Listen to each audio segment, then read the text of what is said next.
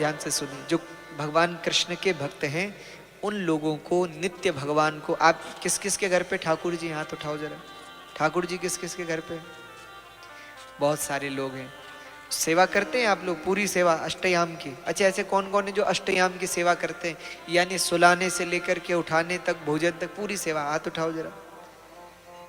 हाँ, 4-5 लोग ये भी हैं। चलो, भोग नहीं लगाते आप?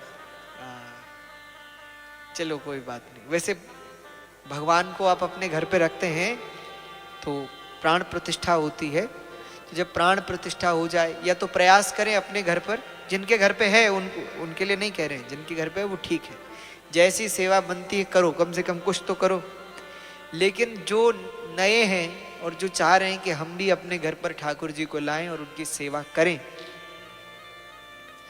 तो एक आग्रह है, बाकी तो सबकी अपनी अपनी इच्छाएं, मना किसी को नहीं है, सब स्वतंत्र है। लेकिन फिर भी करवत निवेदन एक करें, हम आपसे प्रार्थना करें कि पहले सीधे ही घर पे भगवान को मत लाया करो। क्यों? क्योंकि कई लोगों को 2 दिन का शौक होता है, पड़ोसियों के यहाँ देख लिया, अगल बगल में देख लिया, शौक आ गया, भगवान को ले आए। अब ले तो आए, 2-4 दिन सेवा कर भी ली, उसके बाद नहीं हुई, फिर बुरे हाल हुए। पहले सेवा हुई, उसके बाद बुरे हाल हुए भगवान के, उससे पाप लगता है, अपराध होता है पहला। तो क्या करें?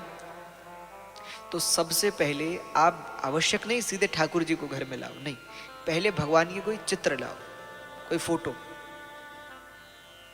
और उसकी सेवा करो, उसको भोग लगाओ, नहलाओ। तो कैसे? भगवान के फोटो को जल छीट करके तिलक लगाओ। इस प्रकार से पहले भगवान की एक फोटो लाओ और कम से कम 2-4 महीना नियमित सेवा करो।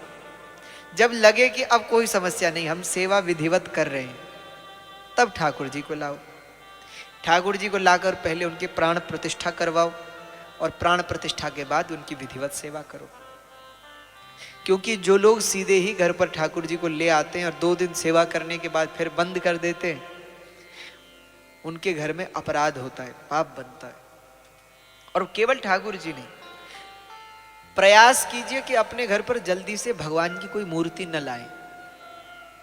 निवेदन है हमारा, अधिकतर अपने मंदिर में भगवान का चित्र ही रखें, फोटो होती है ना भगवान के, चित्र। कोई भी मूर्ति तब लाइए, ये स्टेज है, पहले चित्र की सेवा कीजिए, फिर प्रतिमा की सेवा कीजिए।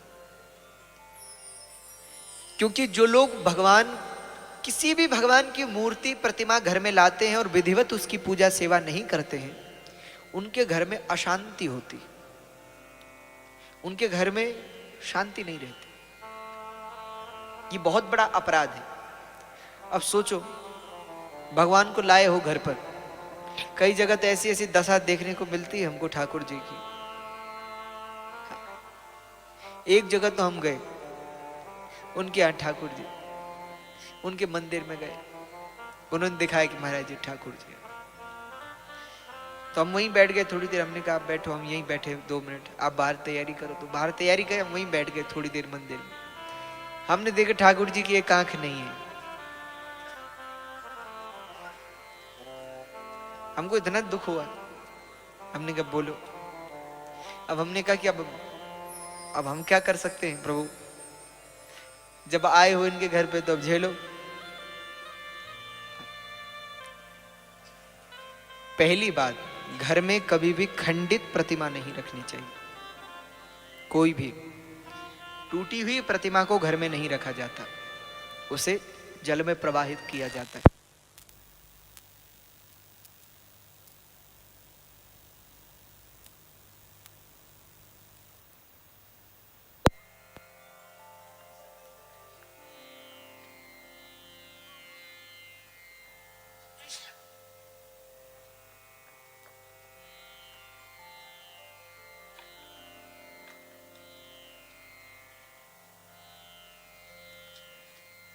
तो बहुत समझने वाली बात है, बहुत ध्यान से समझिएगा।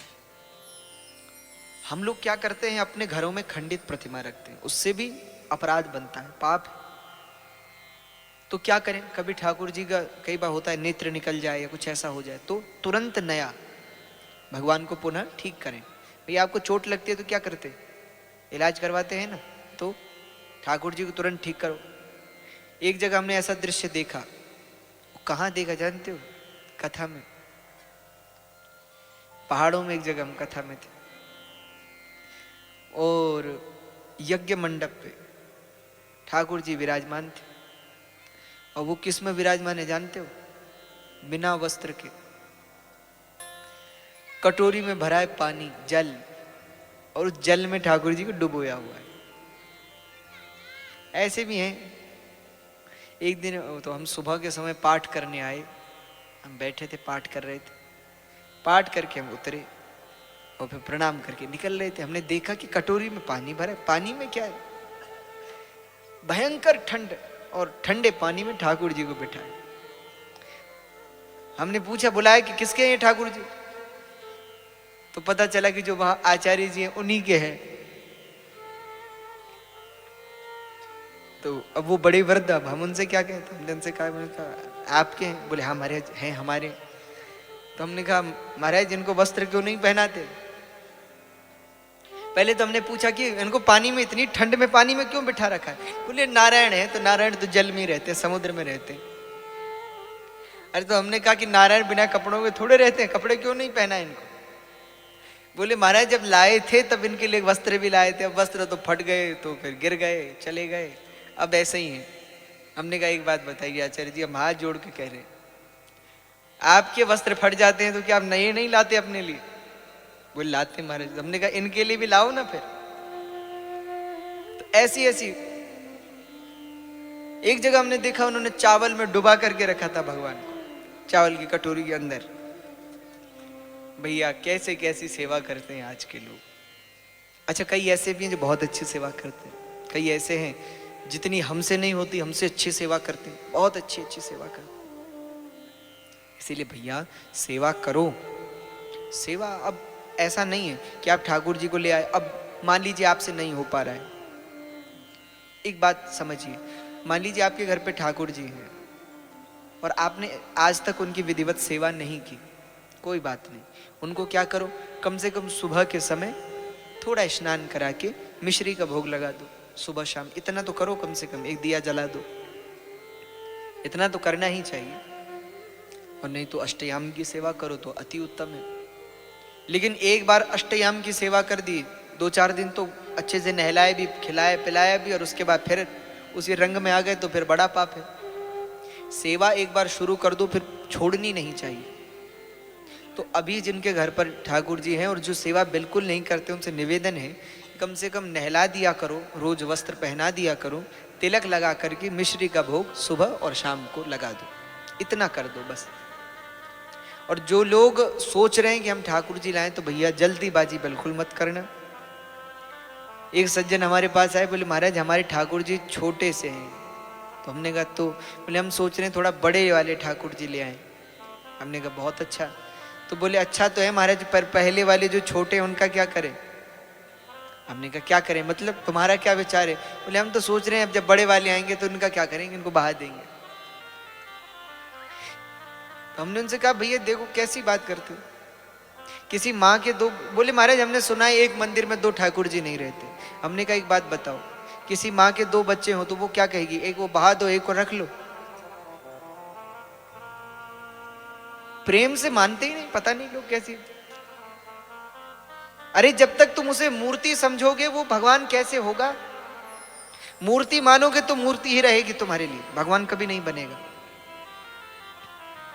अगर भगवान बनाना है तो पहले दिल से मानो तो सही कि भगवान है।